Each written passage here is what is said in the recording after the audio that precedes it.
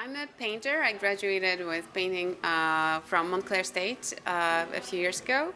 And recently I've been bridging into sculpture, working with heavy industrial paper, asphalt infused paper with added wiring. And it's a challenge. It's a learning process. I call it the constructive work because I paint like I usually did, but then I destroy it. I distress and wrinkle the work, and it has this gestural quality. It makes me think of different things through my body, through the kinetic motion of. It makes me think of doing washing by the river, like this kind of a thing. Or basically like punching it, destroying, and some kind of domestic work maybe comes into play with this when I'm working on things. So then I paint, repaint, and at some point I feel it's finished, and this is some of that work. Now, when you talk about domestic work, is this a social activism going on, or is this something from when you were brought up in terms of when you talk about the river? Well, how's that?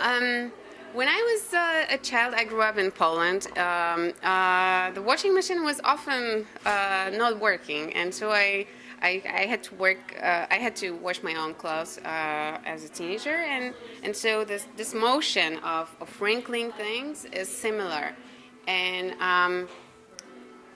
it's just, and I'm working usually on the floor, so I was also on my knees, and so this really made me think of how it was done before, and I guess it awoken some Memory? gestural memory, yeah, and I felt connected with other people through the motion.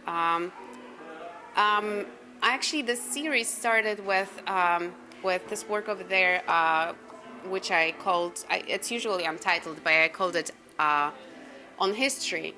And it was made for Open Doors here in Newark. And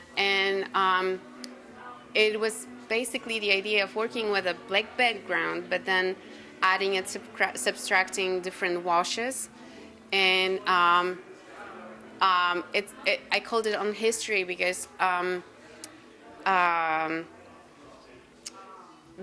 history to me is only a temporary version of whatever was happening. It's a description of something made by someone, but it's not valid for everyone.